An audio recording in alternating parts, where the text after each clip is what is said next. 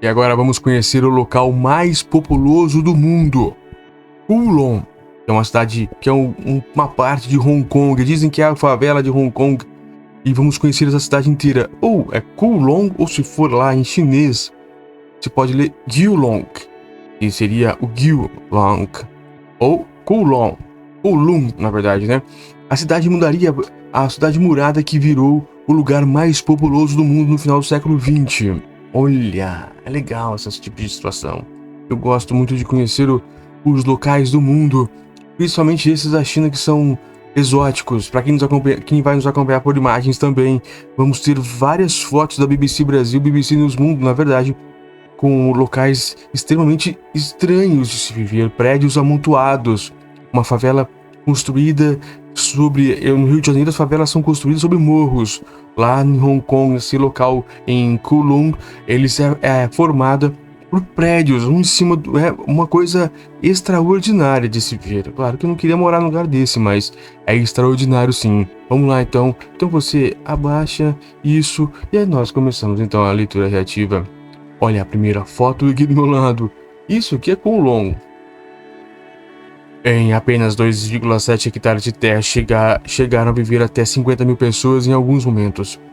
27 de novembro de 2023 é nova! É de hoje, eu leio hoje, 27 de novembro. A demolição da cidade murada de Kowloon há 30 anos marcou o fim do modo de vida único em Hong Kong. Um pequeno pedaço de terra deixado como uma espécie de enclave numa Hong Kong controlada pelos britânicos devido a um capricho de administração colonial transformou-se em um dos lugares mais densamente povoados do planeta. Enquanto o restante de Hong Kong era uma colônia britânica, os 27 mil metros quadrados, equivalente a 4 campos de futebol da antiga cidade murada, permaneciam nominalmente sob o controle da China continental.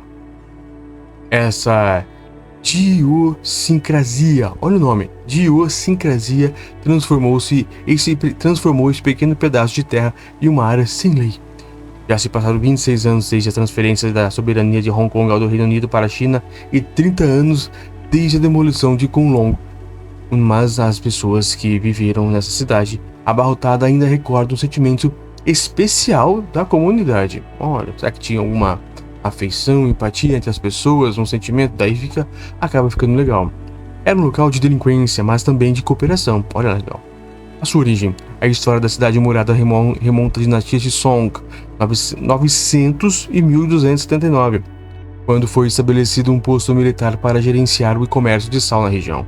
Séculos depois, em 1842, a ilha de Hong Kong foi cedida pela dinastia Qing, 1644-1912, aos britânicos do Tratado de Nanquim, mas a cidade murada de Kowloon permaneceu sob controle chinês, abrigando cerca de 700 pessoas na época. Em 1842 eram 700 pessoas.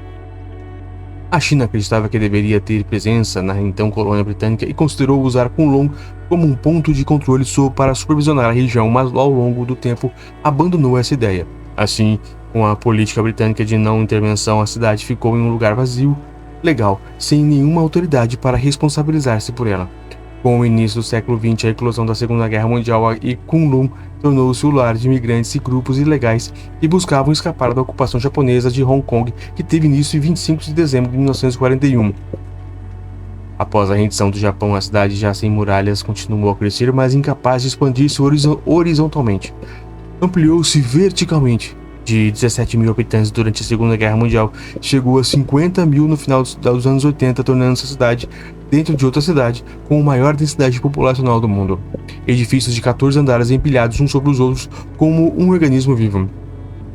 Salões de ópio, prostíbulos e cassinos operados por gangues dominavam o local. A polícia, os inspetores de saúde e os cobradores de impostos temiam entrar. Como era a vida lá dentro? Por nunca ter sido cedida ao Reino Unido, os moradores frequentemente sentiam que a cidade realmente pertencia à China e que o governo de Hong Kong deveria deixá-los em paz. O resultado de tudo isso foi um dos bairros marginais mais emblemáticos da história. Kowloon estava repleta de criminalidade, prostituição e consumo de drogas, mas havia uma grande proximidade entre aqueles que chamavam aquele lugar de lar. Juntos, os moradores resistiram por décadas aos esforços do governo de Hong Kong para expulsá-los. Olha aqui, provavelmente um bar. Tubulações ilegais de águas cruzavam telhados das casas e ruas densamente povoadas. No meio de um bar tinha vários canos. Comerciantes chineses, curandeiros e dentistas autodidatas, juntamente com criminosos, lutavam para manter a vida na cidade viva. Com 300 arranha-céus interconectados, todos criados por um único arquiteto, Kunlun era verdadeiramente um antro digno de contemplação. Abre aspas. A única razão pela qual nos mudamos para a cidade murada de Kunlun foi porque era o único lugar que podíamos pagar, lembra Albert Ng, que cresceu na cidade murada de Kunlun depois que sua família mudou-se para Hong Kong vinda da China continental nos anos 70. Abre aspas novamente, a cidade de Kunlun era famosa por coisas como prostituição, jogos e drogas. Quando eu ia para a escola por essas vielas escuras, via as pessoas fazendo negócios clandestinos e descobri que estavam tramando algo, destaca NG no programa de rádio Witness History da BBC. Cidade das Trevas. A primeira coisa que você sente é aquela umidade quente que tem um cheiro forte. E é repugnante. Quando você entra, realmente sente que está entrando na garganta do dragão. Lembra o designer urbano Xuan Ho, que voltou a Hong Kong, onde cresceu para estudar na cidade murada Kunlun, com uma bolsa em 1991. Olha as crianças brincando, aqui nos acompanham por imagens, crianças brincando no esgoto. Abre aspas. O primeiro dia ainda está muito vívido na minha memória. Tinha todas as minhas câmeras e gravadoras de vídeo. Na verdade, não foi muito inteligente, porque realmente me destacava como um estranho. Comenta Suen Ho, fascinada como muitos outros urbanistas pelo desenvolvimento singular de Kunlun. A falta de controle na cidade proporcionou o florescimento de todo tipo de negócios ilegais, abre aspas. Os funcionários britânicos não podiam fazer nada, porque sempre que tentavam agir, o governo chinês dizia que não intervirem, porque aquele território era deles, mas a China está longe. Então, no final, surgem os oportunistas e começam a fazer coisas ilegais aproveitando a ausência da lei, acrescenta Swain. As poucas quadras da cidade murada atraíam não apenas gangsters e traficantes de drogas, mas também fábricas de produtos de luxo falsificados e empresas alimentícias não regulamentadas que produziam almôndegas de peixe e dumplings para os restaurantes de Hong Kong. Na verdade, então, foi aqui que a origem da toda a China, né? Também haviam muitos médicos e dentistas, muitíssimos dentistas. Todos esses profissionais atuavam ilegalmente, pois não podiam exercer em Hong Kong devido à falta de conhecimento do inglês e à impossibilidade de realizar a prova de avaliação. Explica Swain sobre uma prática que levava moradores de Hong Kong a procurarem tratamentos na cidade murada. Quando eu cresci, minha família tinha uma empregada lá, e um dia ela me disse que estava com dor de dente e que iria à cidade murada para arrancá-lo. Quando ela voltou para casa e perguntei se tinha saído o dente, ela respondeu: bem, na verdade eles tiraram o dente errado. Erraram o dente? O que aconteceu? Perguntei a ela e ela respondeu: não se preocupe, eles erram o dente e depois percebem que deveriam extrair o outro, então tiram o outro também, mas só me cobraram por um dente. Que beleza. Ela considerou um ótimo negócio contra Swain, já tirou 2 dentes de uma vez só e boa. Embora os muros físicos da cidade murada tivessem sido derrubados após a Segunda Guerra Mundial, ainda era possível identificar claramente onde ficava uma cidade murada, pois dentro de seu perímetro não havia normas de construção. A cidade cresceu até preencher todo o espaço disponível. Abre aspas. Dentro da cidade murada de Kunlun, todos os prédios estavam amontoados uns sobre os outros. Quase não havia espaço entre os prédios e outros, lembra Albert Ng. No auge da sua população, entre 35 e 50 mil pessoas moravam apenas em 2,7 hectares de terreno. As fotos da área da época mostram a cidade murada se destacando sobre os subúrbios ao redor. Uma enorme massa de edifícios com uma aparência orgânica, como se fosse tirada de um filme de ficção científica. Mas nos divertimos de verdade. No terraço pulávamos de um prédio para o outro, os edifícios estavam separados por meio metro. Lembra Albert Ning? Nossa, olha aqui as fotos. Realmente é uma coisa sem comum, fora do comum. Apenas os melhores pilotos conseguiam voar para Hong Kong, porque quando começavam o pouso, você pensava que se pudesse abrir a janela do avião, poderia tocar a roupa que estava pendurada no varal do terraço. Brincávamos de soltar pipa no terraço e tentávamos guiá-los para que colidirem com os aviões, mas é claro que falhávamos, acrescenta Albert Ng. Uma vez que a cidade foi construída de maneira tão anárquica, Albert Ng e sua família não tinham acesso aos serviços básicos disponíveis em outras partes do Hong Kong. O ambiente era muito sujo, com esgoto ao ar livre visível por todos os lados, e em casa não tínhamos água encanada.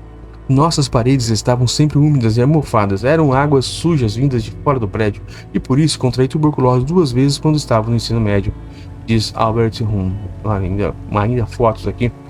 Como é difícil viver num lugar desse, imagina. Viver tão próximos uns dos outros proporcionava aos moradores um forte senso de comunidade. Havia uma senhora de Xangai que morava bem perto e bem em frente a nós. E toda vez que ela fazia dumplings de Xangai, ela os colocava da melhor maneira possível em um saco plástico ou talvez em uma tigela, amarrava em uma vara e nos passava. E vice-versa, quando fazíamos algo, passávamos para ela. Então, acredito que viver dentro de cidade murada como Kunlun proporcionava uma vida comunitária muito, muito boa, afirma Albert Ng. Demolição da cidade. Em 1987, antecipando a devolução de Hong Kong pelos britânicos à China em 1997, os governos chineses e britânicos decidiram que o melhor era demolir a cidade murada. Quando soube da notícia de que o governo ia demolir, fiquei muito feliz. Viver naquilo que poderia ser a pior cidade do mundo era tão difícil que, sinceramente, eu mal poderia esperar para me mudar, explica Albert. Olha lá a cidade sendo destruída. Quando Sun Ho estava conduzindo sua pesquisa, grandes partes da área já haviam sido desocupadas. Ela jantou com alguns amigos em uma última noite em uma casa antes do despejo. Foi muito emocionante, porque no final do jantar, a bisavó estava varrendo o chão e sua filha, muito zangada, disse: "Amanhã de manhã vão tirar nossa casa e você está aqui varrendo o chão. Quem se importa?" E a bisavó: "Calma", disse. "Você sabe, eu vivi aqui por muito tempo e se eu tiver que deixar minha casa amanhã, ainda tenho que limpá-la. Este foi o meu lar." Olha que ensinamento.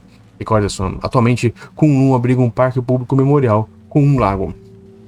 Legal. A demolição finalmente começou em março de 1993, a área agora é um parque público.